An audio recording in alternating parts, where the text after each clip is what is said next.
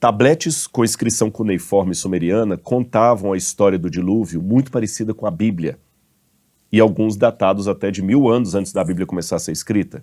Por exemplo, o épico do Atrahasis, ou Utnapishtim, que fala do herói sumeriano que venceu as águas do dilúvio. Esses textos falavam que houve um dilúvio que destruiu toda a terra, e Utnapishtim salva, ele leva na arca vários animais. Quando ele quer ver se as águas baixaram, ele solta um pombo, e um corvo e uma pomba, igualzinho Gênesis fala, que solta. Só muda alguns detalhes ali, o Utnapishtim, não é Noé. Você pega também a história da criação, você vê que o primeiro homem criado, de acordo com esses épicos, aí foi Adapa, e Adapa foi colocado num jardim chamado Edenu. Adapa vem da mesma raiz sumeriana do nome Adama, em hebraico. E o Edenu lembra Éden.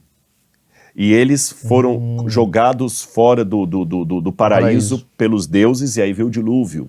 Mas um exemplo que eu vou dar, só para não cansar você. Você pega o Enuma Elish, são 7 tabuinhas de argila, contando a história da criação em 7 etapas. Na 6ª tabuinha, conta a história da humanidade. No 6º dia, o homem é criado. E na 7ª tabuinha, vem o descanso dos deuses. Mesma coisa. Então, a Bíblia plagiou. Beleza, veio depois plagiou. Então, vamos lá. Uma notinha de rodapé. Você perguntou especificamente do Moisés. A história que eles pegam, que é igual a do Moisés, não é bem egípcia, é de Sargão. Que Sargão também foi colocado num rio, pela mãe dele, e as águas não o tomaram, e aí ele foi salvo das águas igual Moisés. Mas vamos segurar o exemplo do Moisés, vou responder primeiro essa coletânea aqui, depois eu entro no Moisés. Então, plagiou a Bíblia. Obviamente plagiou. Mas para eu considerar um plágio no passado, eu também tenho que ter critérios literários, como aqueles que eu falei, a gente aplica ao Novo Testamento. E observa-se, havia plágio, não no sentido negativo da palavra, de uma obra literária dar origem a outra, e origem a outra, nós temos isso no passado. Só que observa-se que todas as obras antigas, quando elas eram plagiadas, o plágio sempre ampliava aquela história e a sofisticava e colocava mais detalhes. Nenhuma obra plagiava a outra para diminuir o seu enredo. Sempre era... Tanto é que quando tem 2 enredos do passado parecidíssimos, a gente considera que o plágio é aquele que ampliou. Segundo... Maravilhoso. Alguns plágios perceberam hoje que não eram plágio. Na época de James Frazer, que achava que todos os mitos tinham coligação entre eles, todo mundo pensava, não, teve alguma ligação entre eles. Hoje já sabe que alguns não são um mito dependendo do outro. Hoje descobriu-se outro fenômeno das semelhanças. É que aqueles 2 relatos estão apontando para o mesmo evento histórico. Você entendeu?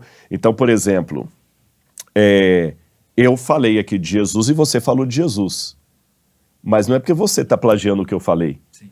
A referência a Jesus que nós dois estamos dando é porque nós estamos falando do mesma fonte que a Bíblia. Se a Bíblia desaparecer da história e amanhã alguém pegar você falando e eu falando, vão ficar descobrindo assim, quem copiou quem? Sim. Não, ninguém copiou. É porque nós estamos apontando para o mesmo evento histórico. Percebeu? Aí vamos agora comparar com a Bíblia. A Bíblia é a mais resumida versão das origens em relação a todos esses mitos. Então ela quebra aquela questão de ter derivado de. Segundo, todos esses mitos, sem exceção, colocam os deuses como filhos do universo. Eles não criam o universo. Tanto os mitos egípcios quanto mesopotâmicos. Eles não criam o universo. O universo vem antes deles. O universo se autogera ou existe pela eternidade e os deuses vêm depois. A Bíblia é a única versão que coloca Deus antes do universo. Bereshit bara Elohim, como diz em hebraico, no princípio criou Deus. Deus é antes. Segundo, todos esses mitos são politeístas. Vários deuses. A Bíblia é o único que é monoteísta. Então, as semelhanças não são porque a Bíblia derivou deles.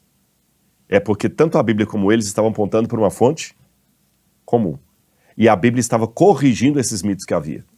Ela estava contradizendo esses mitos. Entendeu? Aí, quando a gente pega a história da humanidade hoje, onde é que começou a civilização humana? Eu sei que a evolução vai colocar o Australopithecus na África como o hominídeo mais antigo, mas quando você pega fora da evolução para falar da civilização, a civilização começou na Mesopotâmia. Ali foram as primeiras cidades da humanidade. Você tem a cidade de Ur, a cidade de Erech, Eridu. Essas primeiras cidades começaram ali, onde hoje é o Golfo Pérsico, ali, entre o rio Tigre e Eufrates.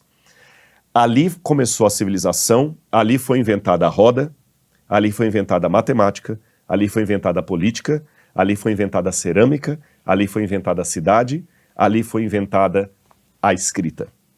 Então, os mais antigos documentos escritos da humanidade começam... Ali começa a civilização humana e a história humana. Antes da Suméria, é pré-história. Então, quando eu pego os primeiros registros da humanidade, que história eles me contam? Que eles começaram por serem descendentes daqueles que sobreviveram ao grande dilúvio que destruiu toda a Terra. Isso é um dos primeiros Relatos da humanidade. que foi achado nesse lugar. Ou seja, a primeira história que o ser humano conta É que tinha água pra caralho. é que tinha água pra caralho. Olha o crente falando palavrão aqui, ó. Conseguimos, mano! Conseguiu, viu? Mas isso vai virar recorte. Temos! Gente, ato falho aqui. Viu? Imagina. Não, mas sabe como é que crente xinga pra poder não... É que eu não tenho costume de falar palavrão Sei, mesmo. sei. É que o Sabe Marcão como é que entrou fala? na sua cabeça. Sabe como é que xinga? Não. Que bosque. Ai, carambolas. Carambolas, que bosta. Que bosta, né? Que bosta. Então vamos Então lá. tinha água pra caramba. Então tinha água pra caramba. Então quando tinha essa água e tinha um paraíso que foi perdido. É ali que começa a história. Ali começa a história. Então quando Moisés vai contar uma história depois, ele não estava inventando uma coisinha da cabeça dele. Ele estava trazendo à memória uma tradição que tem o seu eco lá no início da humanidade. Esse é o primeiro registro de história? Primeiro registro de história. Agora eu vou fazer minha pergunta filosófica. Porque eu também sou formado em filosofia. Agora é o filósofo.